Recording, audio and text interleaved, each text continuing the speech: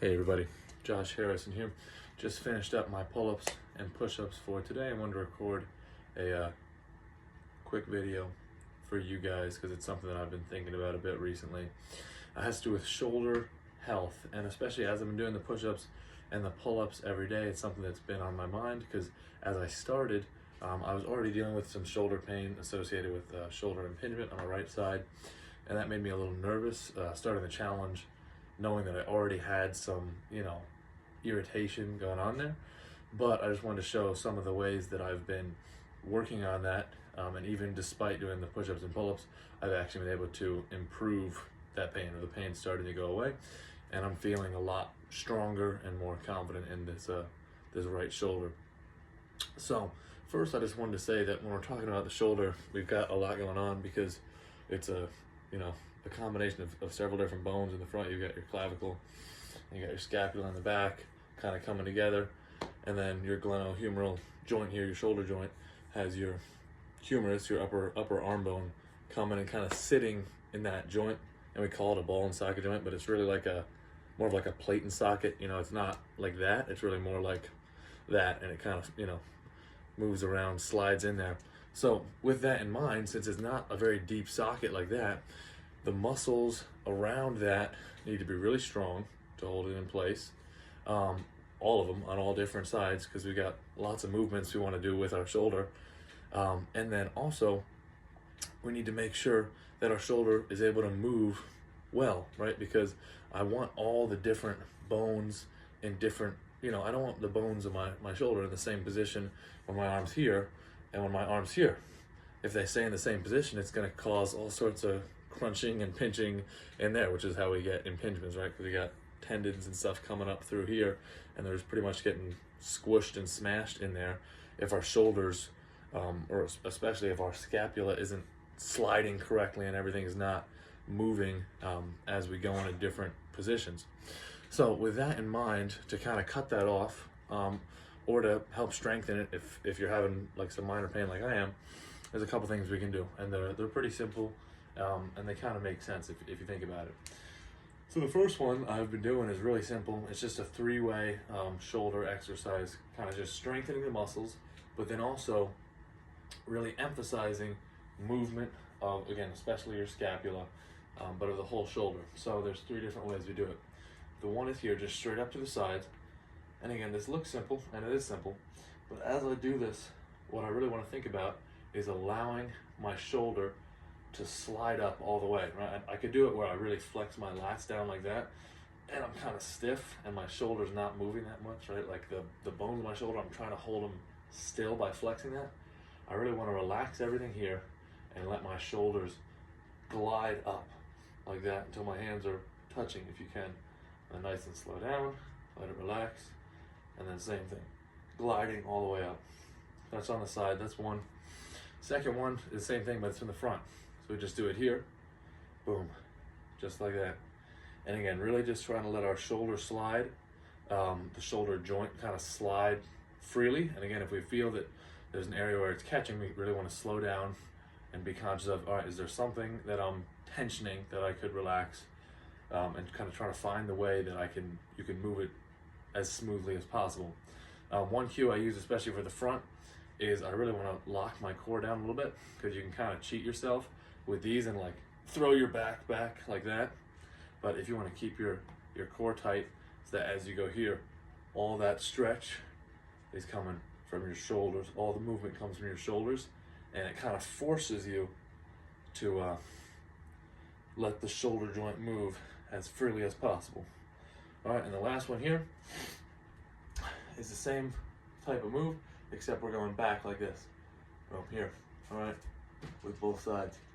And as we do that, again, you really want to let your shoulder blades or your scapula almost like touch. You really want to let it slide like that, remembering that we're trying to emphasize allowing the shoulder to move freely. And you'll see why that's so important in a sec when I show you with the actual pull-ups. So I usually do each of those for about 25, 30 reps or so. Definitely start with no weight, and I've been doing them with just like little, really tiny light dumbbells, just to kind of progress my strength, progressive overload, right? But you'll see, the next thing I do is hanging. And you don't have to do even any full body weight. A lot of times, if I do it, I'll do it just like maybe 80%, where I kind of support with my feet and just put a lot of the weight through my shoulders. And again, here, I'm really trying to let my shoulders open up all the way. And in fact, I'm almost forcing them to open up all the way, right? Because if I just reach up here, there's a chance I'm still kind of pulling one down.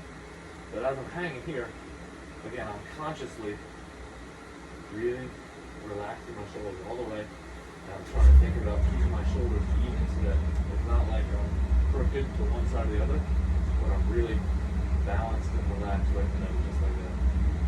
And by doing this, again, we force that shoulder to open up into that full stretch, which again should help allow some space for movement inside, or some space for those tendons, allow the joints moving. And then we're also just helping strengthen all the muscles and all the tendons around, even the ligaments, just by doing some pressure through them. All right, so those are the two basic things I do in terms of actual exercises to help it. But then lastly, the other thing I've been doing since I've been doing the push-ups and the pull-ups is while I do my pull-ups, I'm thinking about the same thing. Again, we want to emphasize scapular movement, gliding, the shoulder moving freely. So a lot of people you'll see doing the pull-ups and pull-downs, whatever, they really emphasize, locking your shoulders like this, and their range of motion is kind of like this with their shoulders barely moving. I really am trying to do the opposite, and I think you should too, for two reasons. The first one is, that's how our shoulders are designed to move. So if we do our pull-ups here, at the bottom, my shoulders are really stretched out here, and then as I start my pull-up, I'm really thinking about flexing my shoulders to tension my lats, and then at the top, my lats are all the way locked in. But as I come back down, they stretch back out, like that. All right, so again, allowing that full stretch at the top, like we practiced with the earlier exercise, boom, and then full lock back, full stretch at the bottom, and full lock back at the top.